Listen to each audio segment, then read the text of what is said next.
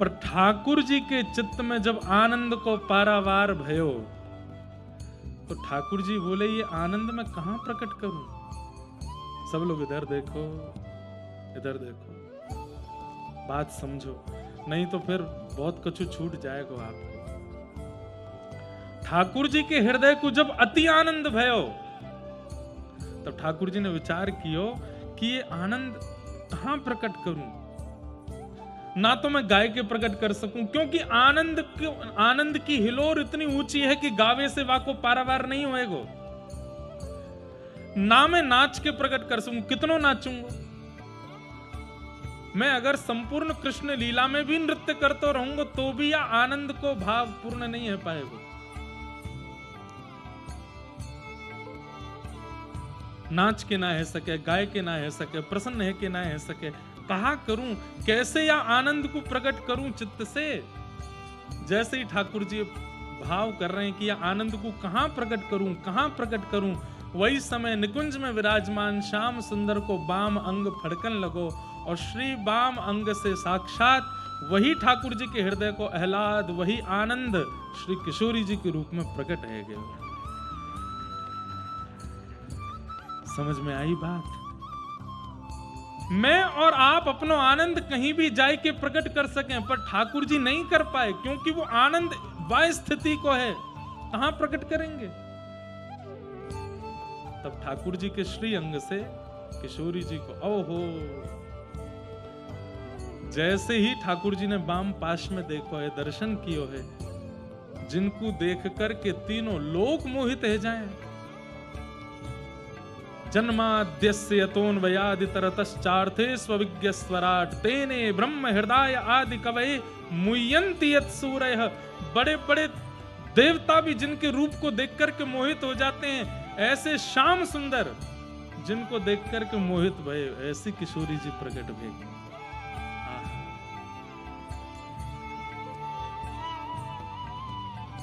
कौन है किशोरी जी? ठाकुर जी को आह्लाद, इसलिए आह्लादनी शक्ति बोलते हैं। वही आह्लाद, वही आनंद को पारावार या रूप में प्रकट है। महाराज वेद भी नेति नेति कहकर के जिनके चरणों में पड़े रहे, 33 कोटि देवता भी जिनके आगे हाथ जोड़ करके पड़े रहे, ऐसे ठाकुर जी तुरंत अपने सिंहासन से उतर के जिनके चरणों में बैठ गए, वो है हमारी किशोरी जी, श्री लाडली जी। ऐसे ही देखत रहूं तो जन्म सफल करमा। ठाकुर जी अपने हृदय के आह्लाद को कहां प्रकट करें? बोले किशोरी जी को देख करके। ठाकुर जी देख लें किशोरी जी को तो नेत्रन से आंसू भी प्रकट है जाए, ठाकुर जी के अंग अंग में रोमांच भी है जाए, ठाकुर जी को नृत्य भी है जाए, ठाकुर जी को गायन भी है जाए। मतलब उत्साह की जितनी श्रेणी है सब एक साथ प्रकट हो जाती है किशोरी जी को देखते ही। ऐसी सुकुमारी प्यारी लाल जू की प्राण प्यारी, ऐसी सुकुमारी प्यारी लाल जू की प्राण प्यारी, ऐसी सुकुमारी किशोरी जी प्रकट हुई।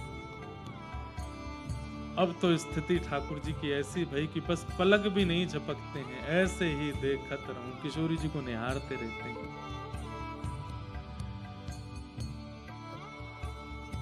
तब एक भाव ये भी है कि सामने 33 कोटि देवता खड़े हैं, वेद सब नेति नेति कह करके पुकार रहे हैं। वही समय किशोरी जी ने कही कि भैया ब्रह्मांड के नायक आपकी आज्ञा से पूरे ब्रह्मांड चलते हैं और आप मुंह को देखने में व्यस्त हो। अरे देखो सामने महादेव खड़े हैं, ब्रह्मा जी खड़े हैं, इनकी बात तो सुनो। ठाकुर जी बोले बोल अंदो सवन को, मैं तो आपको निहारूंगा, मैं तो आपको ही देखूंगा।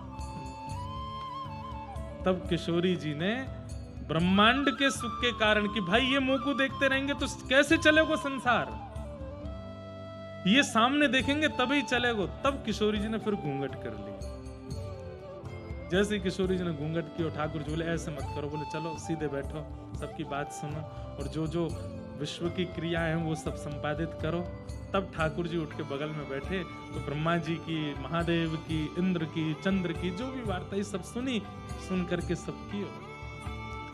ठाकुर जी मन में बड़े संकोच में आ गए, मैं कहां करूं, कैसे यार रस को आस्वादन करूं मैं। तभी पृथ्वी ने प्रार्थना करी कि महाराज भार बढ़ गयो मुंह पे, आप प्रकट हो।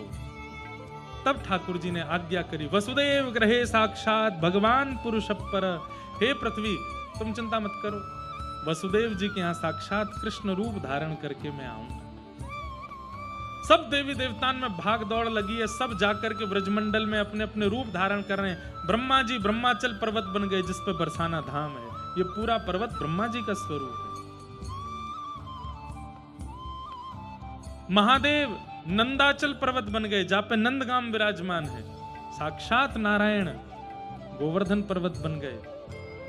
सब देवता अलग अलग रूप धारण करके आए। ठाकुर जी अपनी तैयारी में हैं। तभी किशोरी जी से प्रार्थना करी, हे श्यामा जी आप भी चलो, आप भी पधारो। तब किशोरी जी ने 3 चीजन की मांग करी, गोवर्धन, यमुना और वृंदावन। ये 3 यदि जाएंगे तो मैं आऊंगी। इसका मतलब ये तीनों पृथ्वी के नहीं है, ये तीनों गोलोक धाम से आए हैं, नित्य निकुंज से पधारे। तब ठाकुर जी ने गिरिराज जी, यमुना जी और वृंदावन को व्यवस्थित किया और तब हमारी किशोरी जी को आगमन भयो, निकुंज से आगमन या धाम। तो निकुंज में प्रकट कैसे भई हैं? ठाकुर जी के आह्लाद के भाव से, इसीलिए आह्लादनी शक्ति है श्री राधा रानी। अब धरा धाम पे वो कैसे प्रकट भई, ये कथा हम सुनेंगे। व्रजमंडल में भादों को महीना, अष्टमी तिथि और अर्धरात्रि में श्री यशोदा मैया के गर्भ से साक्षात नीलमणि श्री ठाकुर जी प्रकट भये। पूरे ब्रजमंडल में बधाई गवन लगी, बधाई हैन लगी। दूसरो ही दिना भयो, मतलब एक दिना के लाला भये। इतने में ही श्री वृषभानु जी कीर्ति मैया के साथ नंद भवन पहुंच गए। और नंद भवन पहुंचे हैं, सब बधाई लेकर के आए, लेकिन वृषभानु बाबा टीको लेकर के आए। ऐसी कथा आवे, मैंने सुनाई भी है कई जगह कि वृषभानु जी और नंद बाबा ये दोनों जमुना जी में स्नान करते भये एक दूसरे से कहते, हे यमुना मैया आप कृपा करियो, हम दोनों को एक एक संतान दीजियो, पर एक सी संतान मत दियो। मतलब दोनों के लाला लाला ना हो या दोनों के लाली लाली ना हो, एक के लाला हो एक के लाली हो, तो हम या मित्रता को संबंध में परिवर्तित कर देंगे, दोनों को ब्याह कर देंगे। यही भाव से वृषभानु जी और नंद बाबा दोनों गोते लगा में यमुना जी और बस प्रतीक्षा कर रहे हैं कौन के यहां से पहली खबर आवेगी। तभी बरसाने में खबर पहुंची कि नंद भवन में लाला भयो। और जैसे ही सुनी नंद भवन में लाला भयो, श्री वृषभानु जी तो महाराज टीको लेकर के गए हैं ठाकुर जी को। खूब सारे वस्त्र आभूषण, खूब सारे गले के हार, पामन के पाजेब, हाथन के कड़ूला, जो जो संबंध पक्के करते समय वर पक्ष के लोगों को दिया जाता, वो सब सामग्री लेकर के गए हैं। ऐसा वर्णन आवे कि बालक के जन्म हेवे पे खिलौनों लेके आवे, टोपी कुर्ता लेके आवे, लेकिन यहां तो लगुन लेकर के आ रहे हैं। एक दिना के लाला भय, अभी 100 वर भी पूरे ना भय। अटारी पर खड़े हैं नंद बाबा। और तभी देखी कि महाराज ब्रजवासीन के अथाह समूह के बीच श्री श्री वृषभानु बाबा आ रहे हैं। ऊपर से देख करके नंद बाबा बड़े आनंदित है, लेकिन तभी देखें इतनी सारी सामग्री कहां लेकर के आ रहे हैं। अच्छा एक भाव सुनाऊं, ये लोग जो हूं मैं ना अपने आप बात बना लें, कछु पता हो चाहे नहीं पता हो, इन पे बात बनाना बहुत बढ़िया आवे। सबन को ये तो पता ही कि भैया नंद बाबा और वृषभानु जी इन दोनों ने आपस में पहले तो बात कर रखी है कि हमारे अगर लाला लाली भय तो इनको ब्याह कर देंगे। तो जैसे ही सुनी कि महाराज नंद बाबा के लाला भयो है, सुनियो बहुत ध्यान से। तो वृषभानु बाबा तो टोपी कुर्ता ही लेके आए, वृषभानु बाबा तो खिलौना ही लेके आए, वृषभानु बाबा तो लाला के काजे जो जो सामग्री में वो ही लेके आए। लेकिन ब्रजवासी ने एक दूसरे की कानाफूसी करी, देख सगाई लेके आए, टीको लेके आए, लाला भयो या हमारे टीको लेके आए। तो लेके तो टोपी कुर्ता ही आए, लेके तो खिलौना ही आए, लेकिन लोगन ने गानो शुरू कर दियो, नंद मेहरगर धोंटा जायो बरसाने ते टीको आयो। जैसे ही कही टीको, तो लेके तो वो टोपी कुर्ता खिलौना ही आए, लेकिन इतने ब्रजवासी ने महाराज वेग में आए करके जब गायो, तो अपने आप विधाता के मन में आई, ब्रह्मा जी के मन में आई कि इन टोपी कुर्ता खिलौना इनको टीका में ही परिवर्तित कर दो। वृषभानु जी भी हैरान रह गए, क्यों? जब सामग्री नंद भवन में जाकर के एक एक सामग्री के ऊपर ते कपड़ा हटाए, तो वहां में श्रीफल अपने आप आ गए, वहां में नारियल अपने आप आए गए, गले के हार अपने आप आए गए, पामन की छोटी छोटी जूती आए गई। वृषभानु आओ कीर्ति मैया तक एरी मेहर जी कहा लेके आई, हम तो खिलौना लेके आए, हम तो मेवा बाटी लेके आए, हम तो मिष्ठान लेकर के आए, ये सब परिवर्तित कैसे है क्यों? बोले अरे भैया ब्रजवासी नहीं 33 कोटि देवता भी चाह रहे हैं कि संबंध पक्को कर चलो, यही संबंध कर चलो। नंद बाबा आए, आकर के हृदय से लगायो, अरे आप सबन के आशीर्वाद सो लाला भयो है। बोले आपके लाला है, हमारे तो जमाई है। एक दिन आके जमाई राजा सास ससुर की गोद में डोल रहे हैं। ब्रजभानु बाबा गोद में लेकर के कैसे खिला रहे हो, जय हो मेरे दामाद जी।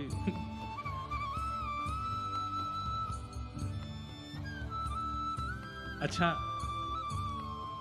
ठाकुर जी नेक्से से हैं, एक दिन आके हैं, लेकिन भानु बाबा की गोद में जाके शर्मा वैसे ही रहे जैसे जमाई शर्मा वे। या हमारे आज तक श्रीनाथ जी के नेत्र नीचे ही है, आज वो शर्म कर रहे हैं कि कहीं बरसाने के ना आए हो कोई। अद्भुत लीला है भैया ब्रज की। वृषभानु जी ने लाला को गोद में उठायो, कीर्ति मैया गोद में ले रही हैं और बार बार चरण वंदन कर रही हैं, जमाई के पांव छू रही हैं, सिर से लगा रही हैं। लेकिन दूर कोने में खड़े हुए नंद बाबा और श्री यशोदा मैया चिंता कर रहे हैं। बोले क्यों? बोले दुल्हा तो बना दियो हमारो लाला, जमाई तो बना दियो, पर दुल्हन तो आई ना है अभी तक, बरसाने में कोई खबर तो आई ना है अभी तक। दो मत हैं, एक मत से तो श्री जी 1 साल बड़ी हैं ठाकुर जी से, एक मत से श्री जी 1 साल छोटी। हमें तो दोनों मत में राजी हैं, बड़ी हूं चाहे छोटी हूं। छोटी हैं तो भी तो इन्हीं को ही राज चल रहा है, या हमारे बड़ी बता दो। तो अभी तक लाडली जी के प्रादुर्भाव के कोई संकेत नहीं है बरसाने में। तो नंद बाबा यशोदा मैया कह रहे हैं कि ये टीको करके जा रहे हैं, लाला के गले में हार पहना के जा रहे हैं, संबंध पक्को करके जा रहे हैं, और कहीं बरसाने में लाला है गयो तो। यशोदा मैया बोली अपनी ये चिंता एक बार कह दो भानु बाबा से, क्योंकि भैया आशा ही परमम दुखम, कहीं ये इतनी आशा करके चले जाएं, सब्र संबंध करके चले जाएं, और कहीं बाद में खबर में तो कोई लाला ही आयो फिर का होएगा। तो नंद बाबा ने भानु बाबा से कही, हे भानु बाबा हमें आपको संबंध स्वीकार है, और स्वीकार का हमारी तो बचपन से यही बात रही कि भैया मेरे लाला होएगा तो आपकी लाली ते ब्याह होएगा, आपको लाला भयो तो मेरी लाली ते होएगा। लेकिन ठाकुर जी की कृपा से हमारे लाला है गयो, पर अभी तक बरसाने ते तो कोई खबर ऐसी है ना है। तो आप ये संबंध पक्को करके जा रहे हैं, टीको करके जा रहे हैं। मैं तो बस यामारे कह रहा हूं कि विधाता के विधान को कोई जाने ना है, वो कहा कर दे। बोले मैं यही मारे तो टीको करके जा रहा हूं। बोले काय को? बोले मोकू पतो चली। कहा पतो चली? बोले जब ते आपके यहाँ लाला नहीं भयो, आप गौशाला में बैठ के एक ही माला जपो करते, अभी तो भयो ना है, अभी तो भयो ना है, अभी तो भयो ना है, जाने कब होएगो। आपकी माला से ही लाला भयो, अब कल ते माला फेरनी शुरू कर दो, अभी तो भई ना है, अभी तो भई ना है, बरसाने में भई ना है, जाने कब होएगी। कलते आप ही नाम जब शुरू कर दो, और सबरे नंदगाम गोकुल के ब्रजवासीन की जिम्मेवारी है। हम टीको करके जा रहे हैं तुम्हारे लाला को, अब तुम सब प्रार्थना करो, गैया ते, गिरिराज जी ते, यमुना जी ते, कि बरसाने में लाली ही होनी चाहिए, तब ही संबंध राजी होएगो, पक्को होएगो। हम तो टीको करके आपके ऊपर जिम्मेवारी डाल के जा रहे हैं, लग जाओ सबरे भजन में। महाराज वही समय नंद भवन के सब लोग और नंदगाम गोकुल के सब लोग माला लेकर के बैठ गए। वो लाला अब जे संबंध पूरा होना चाहिए, टीको तो है गए लाला को, अब ये टीको विवाह तक पहुंचना चाहिए, और वाके काजे बरसाने में लाली होनी चाहिए। हर एक महीना बाद सबरे ब्रजवासी जुड़े, बरसाने जामे, बरसाने जाके कहें कोई खबर है का? बोले अभी तो कोई खबर ना है, और तपस्या करो, कोई गिरिराज जी की परिक्रमा लगा रहा है, कोई जमुना जी में 100 गोता लगा रहा हो, कि इतनी मन्नत और इतनी प्रार्थना तो लाला के काजे ना भाई जितनी किशोरी जी के काजे भाई है, कि लाडली जी आनी चाहिए, नहीं तो नाक कट जाएगी हमारी। ऐसा संबंध पहले नहीं भयो। कैसा संबंध? बोले एक दिना के लाला को टीको है गयो, एक दिना के लाला को टीका है गयो, और बिना छोरी के टीका है गयो, छोरी वही ना है अभी तक। और तीसरी बात,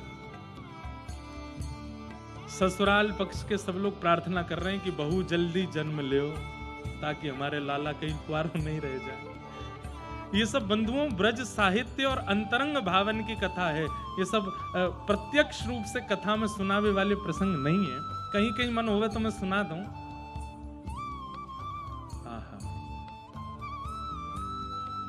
यहां सब ब्रजवासी प्रार्थना कर रहे हैं, तभी कछु महीना के लाला भय, और तभी नंगाड़े बजते भय आए। बोले कहा? बोले ओहो कहा खबर है? बोले खबर ऐसी है कि बरसाने में वृषभानु भवन में कछु खबर है, जल्दी ही कछु चहल पहल है वे वारी है। महाराज ब्रजमंडल में वृंदावन में उत्सव मनन लगे, नंदगाम ते दही छिड़कन लगे। बोले जय हो, बधाई हो, बधाई हो। काय बात की बधाई? बोले लाला को टीको भयो, ब्याह है जाएगो, बस प्रार्थना करो लाली होए। लाला के आगमन की प्रतीक्षा तो केवल नंदगाम के कर रहे हैं, पर बरसाने में श्री जी के आगमन की प्रतीक्षा तो पूरा 84 कोस कर रहा है। कैसे वो श्री जी आ जाएं बस, तब हमारे लाला को ब्याह संपादित होएगा। किशोरी जी निकुंज में विराजमान, निकुंज कहूं तो यूं समझ जाइए गोलोक धाम, नित्य निकुंज में विराजमान श्री जी कह रही हैं अरि ललिते अरि विशाखा। अच्छा, ये अष्ट सखियां जो हैं ये सब श्री जी से प्रकट हुई, जैसे श्री जी ठाकुर जी के हृदय से प्रकट हुई हैं, ऐसे ये अष्ट सखियां श्री जी के चित्त से प्रकट हुई। कैसे कैसे प्रकट हुई, अब वो विस्तार है पूरा वाको। पहले निकुंज में केवल 2 हैं, प्रिया और प्रियतम। अब प्रियतम जब प्रिया जी को श्रृंगार करें और वह श्रृंगार को लेकर के जब प्रिया जी अपने आप को प्रतिबिंब में देखें, तब मन में विचार करें, ओहो ये कितनो सुंदर स्वरूप सजायो मेरो श्याम सुंदर ने। तो अपने ही स्वरूप पर जब प्रिया जी मोहित बही, तो वही प्रतिबिंब को स्वरूप श्री ललिता जी के रूप में प्रकट है।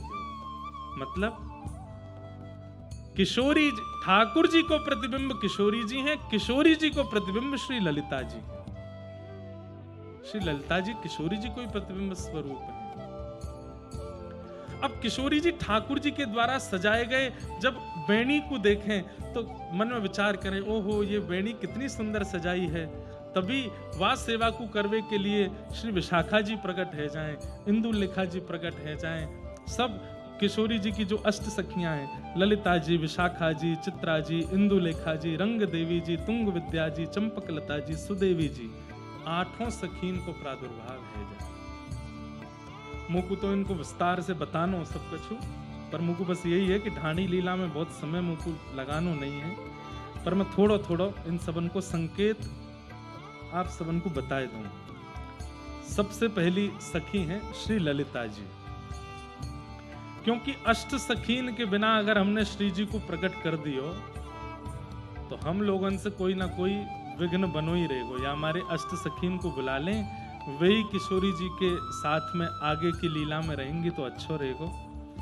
तो सबसे पहले श्री ललिता जी। अच्छा, आप लोग जब यहाँ पंडाल से बाहर निकलोगे तो अपने बाम बाहर निकल के बाम ओर की ओर देखोगे तो स्वर्ण की आकृति में एक ऊंचो गांव है, वहां पर स्वर्ण की आकृति में एक मंदिर दिखाई देगो, ये ललिता जी को गांव है। यहीं श्री ललिता जी प्रकट भई।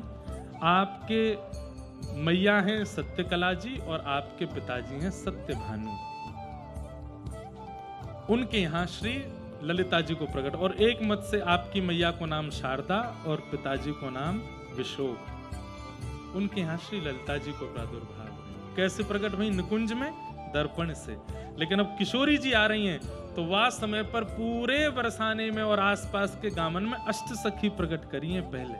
इसलिए हम भी मंच पे किशोरी जी को बुलावे से पहले सूक्ष्म भाव से अष्ट सखी को प्रकट कर दें। आपकी सेवा कहा है?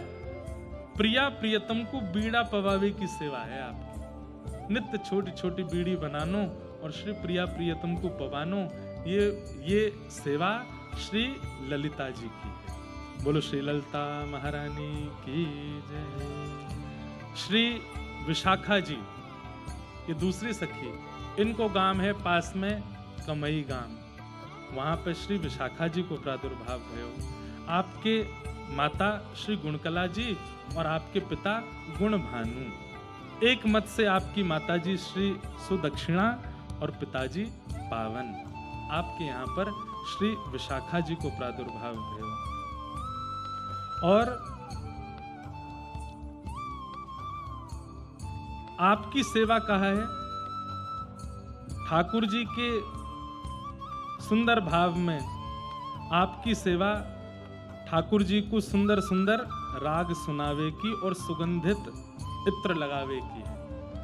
किशोरी जी के वस्त्रन में, चरणन में, हस्त कमल में इत्र सुगंधित करवे की सेवा और पूरे निकुंज को सुगंधित करवे की सेवा श्री विशाखा जी की। अच्छा, एक बात हमारे ब्रज के रसिकाचार्य के हैं कि जो लोग अपने घर पर सेवा करते हैं, जो सेवा ठाकुर जी की करो वह सेवा से पहले सखीन को स्मरण करो। जैसे अपने ठाकुर जी को बीड़ी भोग पधराओ तो बीड़ी भोग से पहले श्री ललिता जी को प्रणाम करो, और ललिता जी को प्रणाम करके बीड़ी भोग पधराओगे तो वह बीड़ी भोग में जो दोष होगा वो दोष नष्ट हो जाएगा। ललिता जी आकर के वाकु सवार देंगे। अपने ठाकुर जी की निकुंज में वस्त्रन में जब इत्र लगाओ तो वह समय श्री विशाखा जी को स्मरण करो। हे श्री विशाखा जी, या सेवा को पूर्ण करवाइयो। तो ठाकुर जी के सेवा में, इत्र सेवा में जो आप सो कष्ट बनेगा वो कष्ट नहीं होएगा, पूर्ण हो जाएगा। तो कमई ग्राम में श्री विशाखा जी प्रकट भई। फिर तीसरी सखी हैं श्री चित्रा जी। आपको गांव यहीं पास में है चिकसौली। अभी तो देखो मैं केवल सूक्ष्म में बता रहा हूं, फिर विस्तार से इनकी लीला सुनाऊंगा। चित्रा सखी, चित्रा सखी जी की माता जी हैं रुचिकला और इनके पिताजी हैं सुचि भानु, और एक मत से माता जी हैं चर्चिका और पिताजी हैं चतुर। उनके पुत्र हुई श्री चित्रा जी। और इनकी सेवा क्या है? श्री प्रिया प्रियतम को वस्त्र धारण कराना। आज ठाकुर जी नील वस्त्र पहनेंगे। अच्छा, एक और बात मैंने कथा में कई बार बताई है कि श्री प्रिया जी जो वस्त्र धारण करें वहां से ठाकुर जी को संकेत मिले कि आज प्रिया जी कहाँ मिलवे वाली है। नील वस्त्र पहन करके आमे वहां पे गुलाबी चुनरी ओढ़ लें तो ठाकुर जी को संकेत मिल जाए कि कोई सरोवर, और वह सरोवर जामे कमल खिले हों, वहां मिलेंगी। तो ठाकुर जी की सेवा में सब पूर्णता करती हैं। चित्रा सखी जी ठाकुर जी और श्री जी के वस्त्र धारण कराती हैं। तो जब वस्त्र धारण कराओ तो चित्रा सखी जी को स्मरण करो। आपको गांव कौन सा है? चिकसौली। जब आप लोग बरसाना से यहाँ की ओर आते हैं तो बीच में चित्रा सखी जी का मंदिर पड़ता है। हमारी एक कथा पेंडिंग चल रही है वहां पे, एक अकिंचन कथा करनी है हमको चिकसौली में। अब जल्दी अकिंचन तो कैसी होगी? पर्वतन पे बैठना पड़ेगा आपको, ऊपर ऊंचे ऊंचे पर्वतन पे बैठ जाओ, क्योंकि अकिंचन कथा में पंडाल बनेना, माइक लगेना है। सुबह भोर 4 बजे कथा हो गए। या तो ऐसी होगी कि बिना बताए हम कर जाएंगे कथा, तो ही संपादित है पाए कि जाकू गुप्त चरण ते पतो चल जाए वो पहुंच जाएंगे। तो चित्रा सखी जी, इनकी सेवा ठाकुर जी को वस्त्र पहनाने की। फिर कितनी सखी है गई? कितनी भाई? अब चौथी सखी कौन है? रंग देवी। और श्री रंग देवी जी को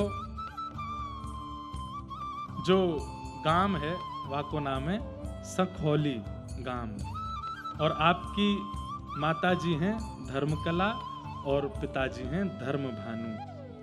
और आपकी सेवा क्या है? इनकी सेवा किशोरी जी के सामने गोष्ठ लीला में जब ठाकुर जी और प्रिया जी जाते हैं उस समय श्रृंगार करवे की। देखो ये भी बात है, जब यमुना तट पे जामे, निकुंज में जामे, तब श्रृंगार वहां पे चित्रा सखी कर रही है, लेकिन जब गोष्ठ में आएंगे यानी कि गौशाला में जाएंगे लीला करवे के लिए, वास्तव में श्रृंगार की सेवा इनकी है और बाकी राग सुनावे की सेवा इनको ठाकुर जी ने प्रदान कर रखी है। श्री रंग देवी। वाक्य बाद श्री चंपक लता जी, आपको गांव है करेला, पास कोई गांव है करेला, वहां पे आप प्रकट भई। आपकी माताजी चंद्रकला और श्री पिताजी चंद्रभानु, आपकी पुत्री भई चंपक लता जी। और आपकी सेवा का है, सेवा है चंवर डोलावे की। ठाकुर जी जब सेज पर विराज जाएं तो वास्तव में चंवर करवे की सेवा श्री चंपक लता जी की है। कितनी सखी है गए? 5। अब छठवीं सखी कौन है? श्री सुदेवी जी।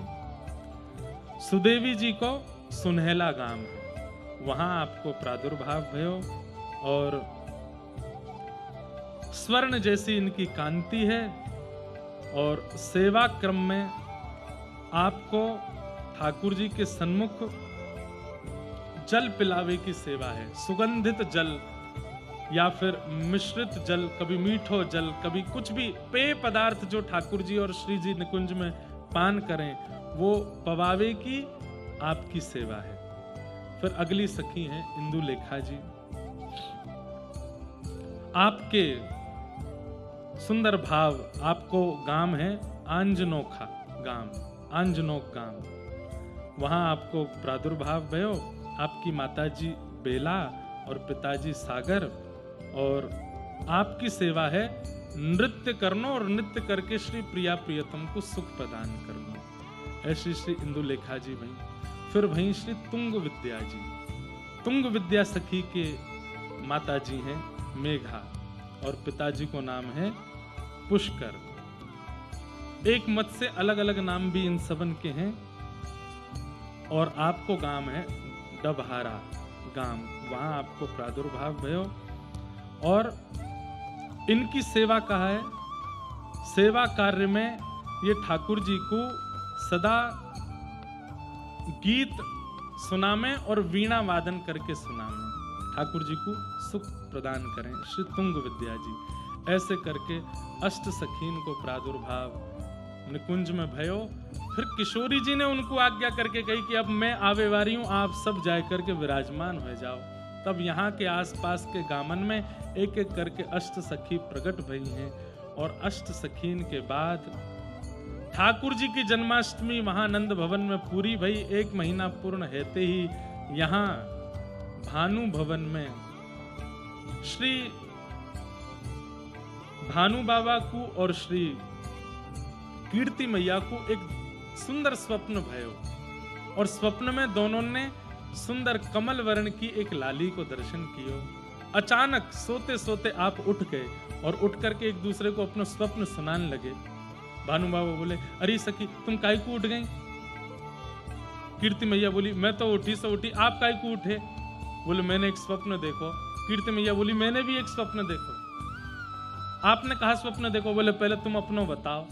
कीर्ति मैया बोली, नहीं पहले आप अपनो बताओ। तब भानु बाबा बोले, मैंने तो स्वप्न में देखो एक कमल वर्ण की सी सुंदर सी एक लाली, बड़ी सुंदर बड़ी मनोहर गुटमुन चलती आई और मेरी गोद में आए कि मेरी दाढ़ी ते खेल रही है। वहां को रूप इतना सुंदर, मैं एक झलक ही देख पायो रूप की, और इतने में ही वो गोद ते उतर के पता ना कहाँ चली गई। पीछे पीछे दौड़ता रहो, जन कौन से कक्ष में प्रवेश कर गई, मिली नहीं तो हड़बड़ाई के मैं उठ गयो। कीर्ति मैया बोली, वही कमल कली सी लाली जो आपकी गोद में खेल रही, आपकी गोद तो उतर के मेरे कक्ष में आए कि मेरे गोद में खेलने लगी। ऐसा मोकू स्वप्न में दिखो है, वही कमल कांति की लाली मेरी गोद में खेल रही है। बस ये चर्चा कर ही रहे हैं दोनों, रात्रि को समय है और इतनी चर्चा हेते ही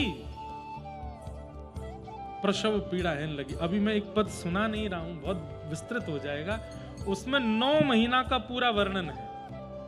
कीर्ति मैया को 9 महीना तक क्या क्या संकेत हो रहे हैं, क्या क्या भाव हो रहे हैं, उन सब का वर्णन उसमें किया गया है। तो उसमें वर्णन करते हैं कि जब तीसरा महीना आयो तब तीसरे महीने में क्या हुआ, सुनाई दूं, कौन सा कहीं भागे जा रहे हो।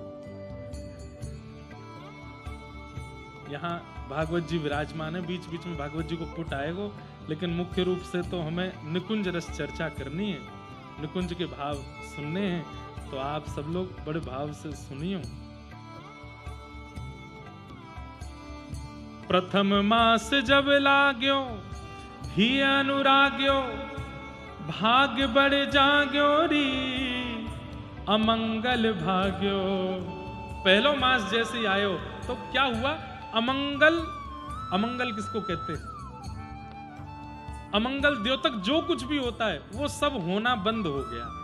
ना तो स्वप्न में कुछ गलत दिखता है, ना प्रत्यक्ष में कुछ गलत होता है। जितने भी अमंगल कार्य हैं वो सब मंगल होने लगे। ये प्रथम महीने में हो रहा है। प्रथम मास जब लाग्यो अमंगल भाग्यो। द्वितीय मास जब आयो, द्वितीय मास जब आयो, कही बचन सुनायो, सखी सो जनायो री। दूसरा महीना जब कीर्ति मैया को लगो है तो मैया को ने एक आभास होने लगो कि कछु बात है। तो सखीन को बुलाकर के कीर्ति मैया ने बताया है कि मुँह को कछु अनुभव है रोए, कि ऐसा लगे कि कुछ प्रसव पीड़ा जैसी हल्की हल्की कछु प्रसव के लक्षण लग रहे हैं। सखीन को बताया हो। तृतीय मास गोप रानी परम सुख सानी, कहत मृदुबानी जी लली उर आनी। तीसरे महीना में मैया को पतो चल गई कि लाली है गर्भ में। बोले कैसे पतो चली कि लाली है? सब सकीन ने पूछी, लाला भी तो है सके, आपको कैसे पतो कि लाली है? तृतीय मास जब आन्यो परम सुख सानी, कहत मृदुबानी जी क्या लली उर आनी। सब सहचरी बोली कैसे पतो कि लाली है? तब कीर्ति मैया कह रही हैं, अहो लक्षण देख अभूत परम हर्षित भई।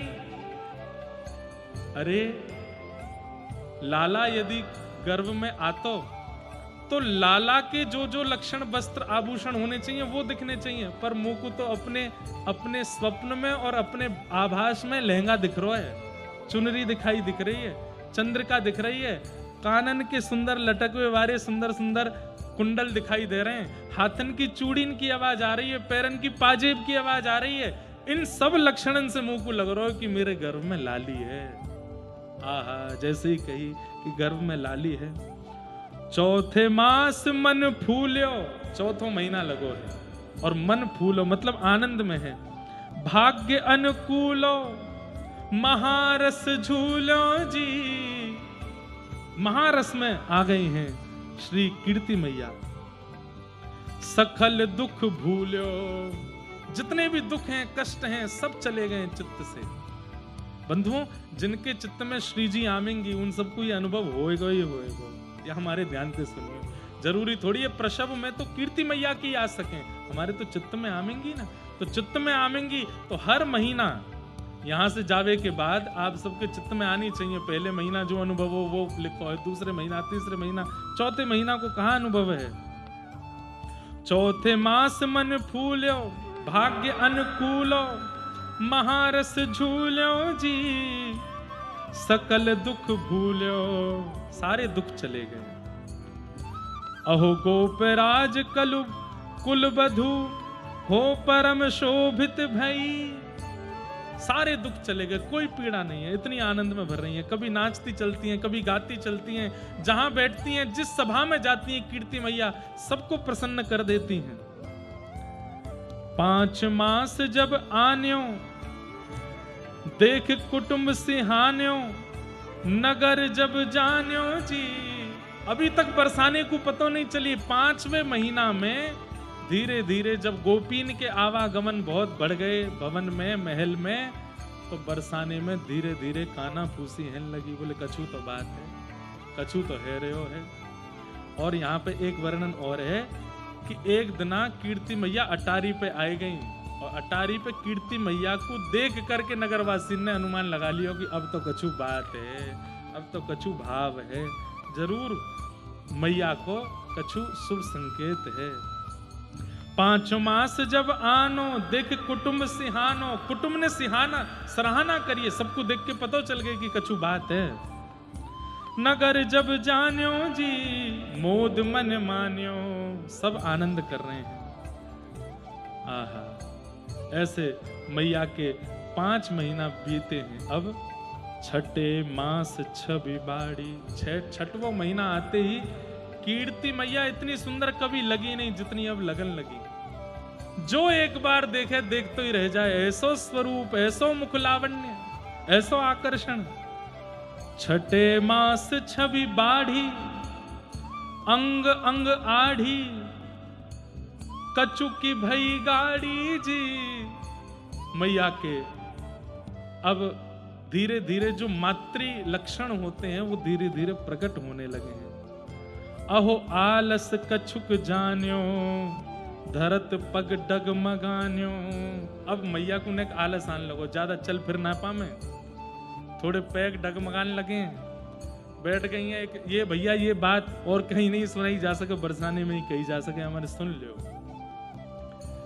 यहाँ किशोरी जी के भाव से हम सबके चित्त में ही प्रकट है रही हैं, कीर्ति मैया के भाव से हम सबके चित्त में ही प्रकट है रही हैं श्यामा जी। छठे मास छवि बाढ़ी, अंग अंग आढ़ी, कछु की भई गाड़ी जी, भवन मद थाड़ी। अहो आलस कछुक जान्यो, धरत पग डगमगे। अब ने आलस स्वान लगो, उठ फिर के ज्यादा काम कर ना पामे। 7 मास सहेली, नहीं तजो अकेली। अब सब सहचरीन से सबके यहीं बैठ जाओ, मुंह को अकेले छोड़ करके मत जाओ। क्यों? अब मुंह से काम बन नहीं रहे, आपको ही जल पिलानो पड़ेगा, आपको ही खिलानो पड़ेगा, आपको ही उठानो पड़ेगा। 7 मास सहेली, नहीं तजत अकेली, कहत सुनो हेली रे, रहो संग भेली। सब यहीं रहो, मेरे पास ही बैठी रहो। अहो भांति भांति समुझाए, गर्व रक्षा करी। कोई गर्व की भीतर श्री जी हैं, उनको कोई पीड़ा नहीं हो, उसकी भावना किशोरी जी कीर्ति मैया कर रही हैं। 8 मास द्विज आए, 8वां महीना प्रारंभ भयो तो घर में कथा वक्ता आए हैं, ब्राह्मण देवता आए हैं, द्विज आए हैं।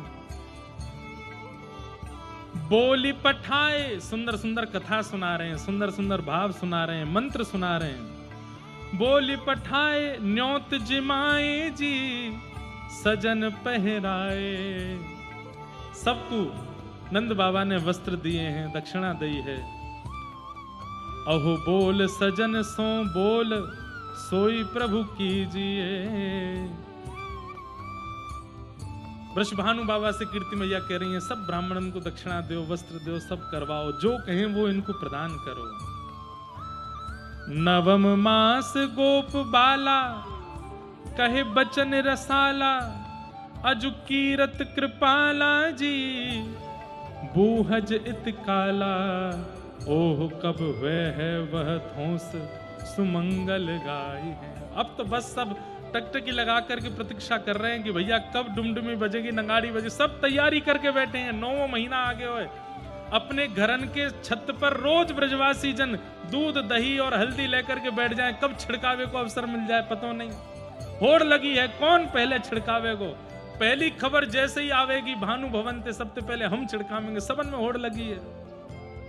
हाँ, 9वां महीना भी पूरा है गयो, और 9वां महीना पूरत हेते ही पूजे हैं 10यों मास। 9वां महीना के बाद 10वां महीना लग गयो। उर बड़ो है हुलास, सफल भई आश जी। आहा, मन में आनंद भर रहो है, मन में आनंद है रहो है, और आशा पूरी भई है। क्यों? किए भवन प्रकाश। यहां पृथ्वी पर जैसे ही सूर्य उदय हुआ है, उसी बेला में भानु भवन के बिल्कुल अंतःपुर में कीर्ति मैया के भवन में एक दिव्य प्रकाश भयो है। और वह दिव्य प्रकाश के संग में तप्त कांचन गौरांगी श्री राधे वृंदावनेश्वरी श्री भानुनंदिनी किशोरी जी को प्रादुर्भाव भयो है।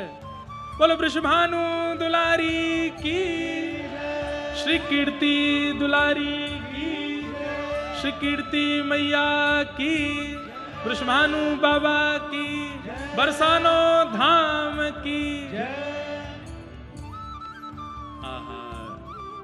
जैसे ही जय जयकार भई है, यहाँ भानु बाबा को जाकर के सखीन ने बताई, अरे बाबा बाबा आपको बधाई हो बधाई हो। बोले कहा भयो? बोले लाली ने जन्म लियो। सुनते ही भानु बाबा तो सुध बुध खो गए, जानो भीतरो दौड़ बाहर लगे। बाहर जाने लगे तो जाके सखीन ने रोके, कहाँ जा रहे हो? बोले भीतर कक्ष में जा रहा हूं। बोले कक्ष यहाँ ना है, कक्ष वहां है। आंखन में आंसू भरे हैं। बंधुओं, ठाकुर जी के प्रादुर्भाव की लीला एक अलग आनंद करावे, पर किशोरी जी के प्रादुर्भाव की लीला तो भावुक कर दे। बड़भागी हैं वो माता पिता जिनके घर में लाली जन्म ले, क्योंकि भैया लाला के जन्म से आपको यह अनुभव हो जाएगा कि चलो हम माता पिता बन गए, लेकिन लाली के जन्म से अपना सौभाग्य पता चले कि हम सौभाग्यशाली, अब हमारो जीवन है, या के काजे हमें जीनो है। पिता जब पुत्र को जन्म दे तो वाकई यूं लगा ठीक है अब हमारा तो काम है कि अब ये आगे देखेगा, लेकिन लाली के जन्म होते ही पिता के मन में ये आ जाए कि नहीं अब मुँह को संभलना है, क्योंकि याके काजे मुँह को जीना है, याके काजे मुँह को सब करना। भानु बाबा जैसे ही गए, कीर्ति मैया के बगल में पौड़ी हैं श्री किशोरी जी, गोद में जैसे ही उठाई हैं, भानु बाबा बोले अरे अरे मेहर, मुंह पे तो उठाई ना जा रहा, संकोच लग रहा, ऐसी कोमल सी है, लग रहा है कि मेरे निष्ठुर हाथन से कहीं आपको कष्ट नहीं है जाए, कोई पीड़ा नहीं है जाए, वापस वहीं पधरा दें। और दूर से ही केवल दर्शन कर रहे हैं, बैठे बैठे रूप कांति को देखते देखते कह रहे हैं ये आंख का ही कुला खोल रही, ये मुंह तक कुछ बोल क्यों ना रही है, ये अपने पाम क्यों ना चला रही, या कि कोई चेष्टा क्यों नहीं है रही, कोई गतिविधि क्यों नहीं है। कीर्ति मैया कह रही अरे अभी जन्म भयो है, नेक देर विश्राम करके फिर उठेगी, बोलेगी भी, गावेगी भी। भानु बाबा कह रहे हैं मुकु बाबा कह के बुलाएगी। बोले हाँ, मुकु बाबा कह के बुलाएगी। हाँ, यही कह करके भानु बाबा तो वहीं नृत्य करने लगे। खबर पहुंचते पहुंचते पहुंची है सीधे नंद भवन में, और जैसे ही नंद भवन में खबर पहुंची, महाराज ठाकुर जी एक बरस के घुटमुन घुटमुन करके डोलने, यशोदा मैया ने तुरंत लाला उठाए, पीली झंगुली पहनाई, सिर पर मोर पुच्छ धारण करायो, मोतीन को श्रृंगार करके लाला को गोद में लियो, और जितने महंगे महंगे आभूषण रत्न आदि हैं सब बैलगाड़ी में सजवाए दिए। नंद बाबा को खबर पहुंचाई, चलो जल्दी। बोले कहा भयो? बोले वृषभानु गोप के यहाँ लाली भई है। सुन करके नंदगाम के लोग ऐसे भावुक भये हैं, ऐसे आनंद में भर गए, हमारे लाला को टीको खाली नहीं गयो, पूरा है गयो, अब ब्याह है जाएगा।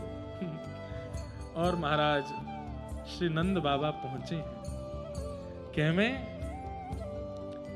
कि जैसे ही बरसाने आए, भीतर पहुंचते ही किशोरी जी को देखते ही कीर्ति यशोदा मैया बोली लाली के रूप पर न्योछावर करवे वाली वस्तु तो मैं कुछ लाई नहीं हूं, ये महंगे महंगे रत्न आभूषण सब मुंह को फीके लग रहे हैं या के रूप के आगे। सोई गोद में बैठे बैठे लाला ने एक मैया खुजाई नहीं।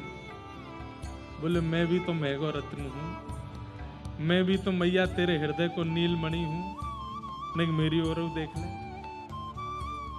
ठाकुर जी को देखो, पीली झंगुली, झंगुली मतलब समझे, झंगुली आजकल कह दो तो फ्रॉक, लेकिन फ्रॉक विचित्र सी रही, झंगुली कैसी ऊपर ते पहन लें और नीचे ऐसी घेरदार, और वो कैसी छोटे छोटे बालकन को ऐसी पहनाई जाए कि झीनी झीनी उनके अंग की कांति दिखती रहे। पीली झंगुली और वहां में नील वर्ण के ठाकुर जी, भीतर सबरे अंग दिख रहे हैं, पेटो दिख रहा है, वक्ष भी दिख रहा है, हाथों दिख रहे हैं। आहा, ऐसा लग रहा है पीली झंगुली तो मानो जैसे स्वर्ण को परकोटा, और भीतर दिखने वालों नीलो नीलो अंग मानो जैसे नीलमणि है। यशोदा मैया बोली सबसे बढ़िया रत्न तो यही है मेरे पास। लाल जी लेकर के 8 बार किशोरी जी के ऊपर उसार करके लाल जी ही बगल में पधराए दिए। दोनों युगल पलना में पड़ गए हैं महाराज।